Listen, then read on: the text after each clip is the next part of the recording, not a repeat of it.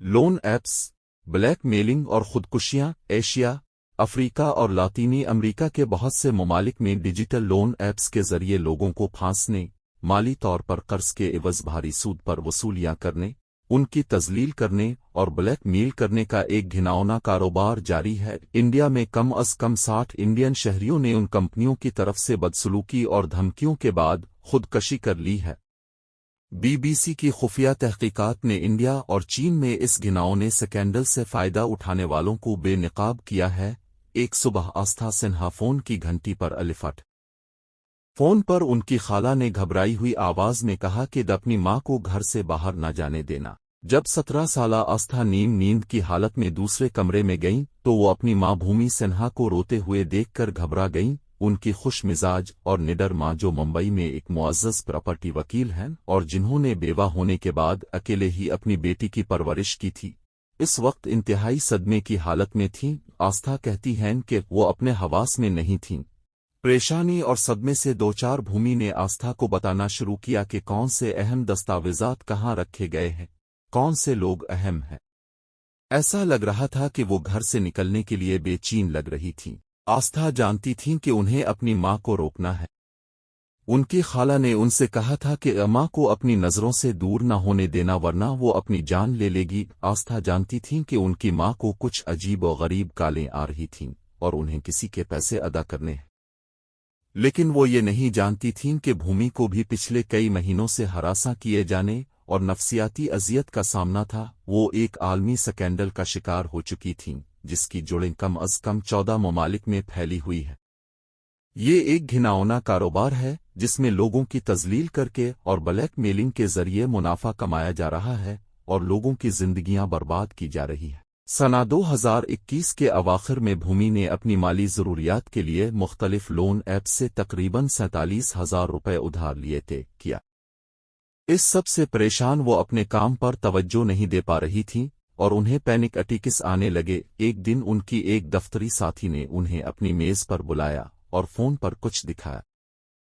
ये इनकी उरियां और फुहश तस्वीर थी। ये तस्वीर बहुत ज्यादा फोटोशॉप की गई थी।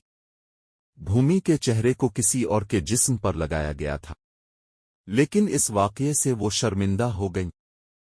वो अपने साथी की मेज पर ही सदमे से बेहोश हो गईं।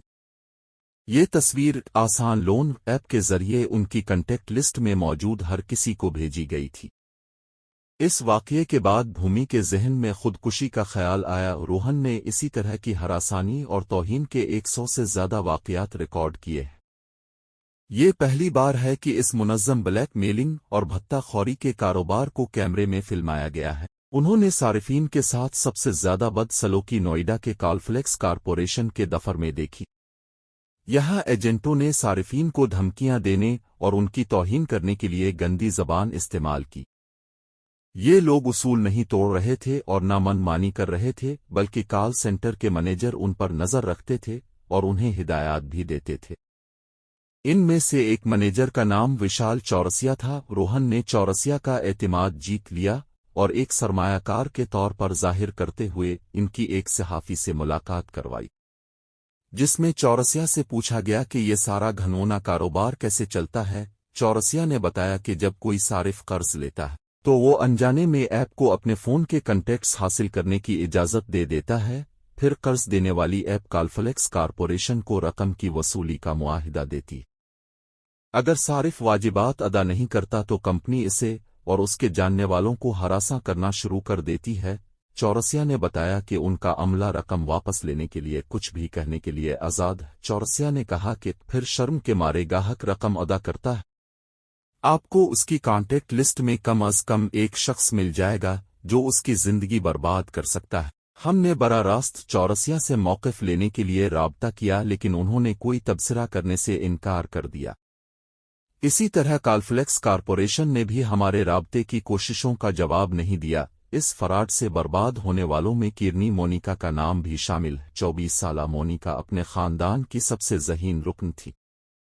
सरकारी नौकरी हासिल करने वाली, अपने स्कूल की इकलौती तालिबा और 3 भाइयों की प्यारी बहन। वालिद एक खुशहाल किसान थे जो मोनिका को मास्टर्स की तालीम के लिए ऑस्ट्रेलिया भेजने के लिए तैयार थे। 3 साल पहले पीर को जब मोनिका ने खुदकुशी की थी, वो मामूल के मुताबिक अपने स्कूटर पर काम पर गई थी। उनके वालिद किरनी भोपानी कहते हैं कि वो हमेशा मुस्कराती रहती थी। पुलिस ने जब मोनिका के फ़ोन और बैंक अकाउंट्स की तलाशी ली तो पता चला कि उन्होंने 55 मुख्तलिफ लोन ऐप्स से कर्ज ले रखा था। कर्जा 10,000 रुपये से शुरू हुआ और 30 गुना बढ़ गया।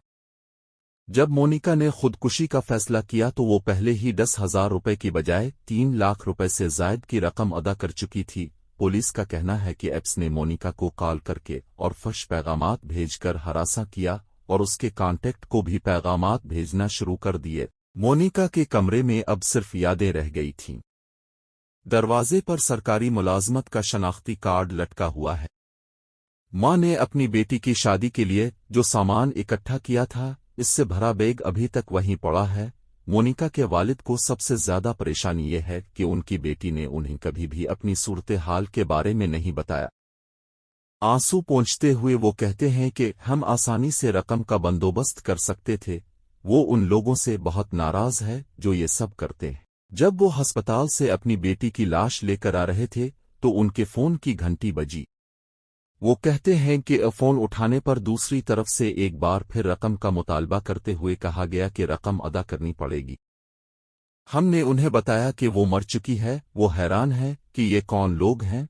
हरी फर्जी नाम एक ऐसी ऐप के कॉल सेंटर में वसूली का काम करते थे जिससे मोनिका ने कर्ज लिया था। हरी बताते हैं कि उनकी तनख्वाह अच्छी थी, लेकिन मोनिका की मौत से पहले ही उन्हें अपने काम के बारे में बुरा लगने लगा। उनका दावा है कि उन्होंने कभी धमकी आमेज कॉल नहीं की, लेकिन वो कहते हैं कि वो इस टीम का हिस्सा थे जिसे इब्तिदाई तौर पर शाइस्तगी से बात करने का काम सौंपा गया था। उन्होंने हमें बताया कि मैनेजर्स ने मुलाजमीन को लोगों से बदसलूकी और धमकियां देने को कहा था। रिकवरी एजेंट अक्सर कॉन्टेक्ट लिस्ट में शामिल लोगों को पैगामात भेजते थे। कर्ज लेने वाले शख्स को धोखेबाज और चूर कहते थे। हरी कहते हैं कि हर किसी को खानदान के सामने अपनी मुस्बत साख बरकरार रखनी होती है।